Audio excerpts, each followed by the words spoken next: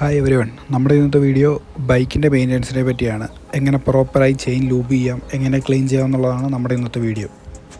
ഇതിനെപ്പറ്റി അറിയാവുന്ന ഒരുപാടധികം ആൾക്കാർ നമ്മുടെ ഇടയിൽ തന്നെ ഉണ്ട്. അപ്പോൾ അവർക്ക് വേണം ഇത് സ്കിപ്പ് ചെയ്യാം. ഇത് ആവശ്യമുണ്ടെന്ന് തോന്നുന്നവർക്ക് മാത്രം ഈ വീഡിയോ കാണാം. ഒരു ബൈക്ക് കൊണ്ട് നടക്കുന്നവർ എന്തായാലും അറിഞ്ഞിരിക്കേണ്ട ബൈക്കിൻ്റെ പ്രധാനപ്പെട്ട ഒരു മെയിൻ്റനൻസ് ആണ് ചെയിൻ ക്ലീനിങ് ആൻഡ് ലൂബിങ്. അത് ചെയ്തില്ലെങ്കിൽ ബൈക്കിൻ്റെ പവർ കുറയും, മൈലേജ് കുറയും, അനാവശ്യ സൗണ്ടുകൾ ബൈക്കിൽ നിന്നുണ്ടാവുകയും ചെയ്യും. അതുകൊണ്ട് കൃത്യമായ ഇടവേളകളിൽ ചെയിൻ ക്ലീൻ ചെയ്ത് ലൂബ് ചെയ്ത് ഓടിക്കുക. പലരും ചെയിൻ ക്ലീനിങ്ങിന് വേണ്ടി ഡീസലും ചെയിൻ ലൂബ് ചെയ്യാൻ വേണ്ടി ഗിയർ ഓയിൽ യൂസ് ചെയ്യുന്നത് ഞാൻ കണ്ടിട്ടുണ്ട്. ഡീസൽ യൂസ് ചെയ്യുന്നതുകൊണ്ടുള്ള കുഴപ്പമാണ് ചെയിനിനുള്ളിലുള്ള റബ്ബർ ബുഷുകളെല്ലാം ഡീഗ്രേഡ് ആയി പോകാനുള്ള ചാൻസ് വളരെ കൂടുതലാണ്. അതുപോലെ തന്നെ ഗിയർ ഓയിൽ യൂസ് ചെയ്ത് കഴിഞ്ഞാൽ ചെയിനിൽ നല്ല രീതിയിൽ ഡസ്റ്റ് വന്ന് ഒട്ടിപ്പിടിച്ചിരിക്കും.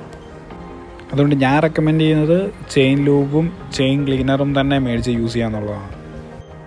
ഓരോ 500 കിലോമീറ്ററിലും ചെയിൻ ക്ലീൻ ചെയ്ത് ലൂബ് ചെയ്യണം. എല്ലാ 500 കിലോമീറ്റർ വരെയും വെയിറ്റ് ചെയ്യാതെ ചെയിൻ എപ്പോൾ ഡ്രൈ ആവുന്നോ അന്നേരം ലൂബ് ചെയ്ത് കൊടുക്കുന്നതാണ് ഏറ്റവും ബെറ്റർ. അതുപോലെ തന്നെ ഏറ്റവും കൂടുതൽ ഡസ്റ്റ് വന്നിരിക്കുന്നതാണ് ചെയിൻ്റെ ഇന്നർ സ്പോക്കറ്റ് ഏരിയയിൽ. അതൊരു എവരി 2000 കിലോമീറ്ററിലെങ്കിലും അതൊന്ന് ക്ലീൻ ചെയ്ത് കൊടുക്കണം. ഒരു 1000 കിലോമീറ്ററിൽ ഒരു ക്ലീൻ ചെയ്യുന്നതാണ് ഏറ്റവും ബെറ്റർ.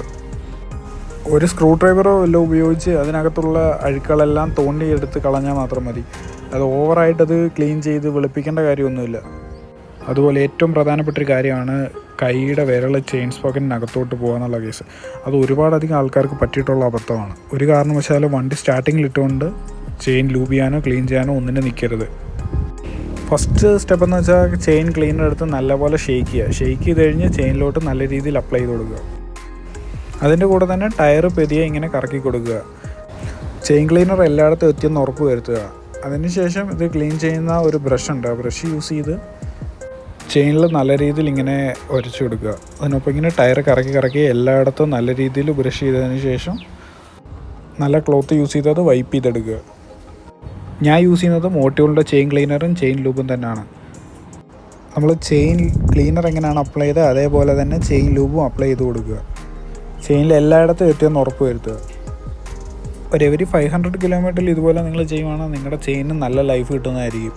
അതുപോലെ തന്നെ ചെയിനിൽ നിന്ന് വരുന്ന നോയ്സ് കാര്യങ്ങളെല്ലാം നല്ല രീതിയിൽ കുറഞ്ഞ് നല്ല പെർഫോമൻസ് നിങ്ങൾക്ക് കിട്ടുന്നതായിരിക്കും. വീഡിയോ ഇഷ്ടപ്പെട്ടു കഴിഞ്ഞാൽ വീഡിയോ ഒന്ന് ലൈക്ക് ചെയ്യുകയും ഈ ചാനലൊന്ന് സബ്സ്ക്രൈബ് ചെയ്യുന്ന കാര്യം പരിഗണിക്കുകയും ചെയ്യുക. ഇതുപോലുള്ള യൂസ്ഫുൾ വീഡിയോയുമായി അടുത്ത തവണ കാണാം.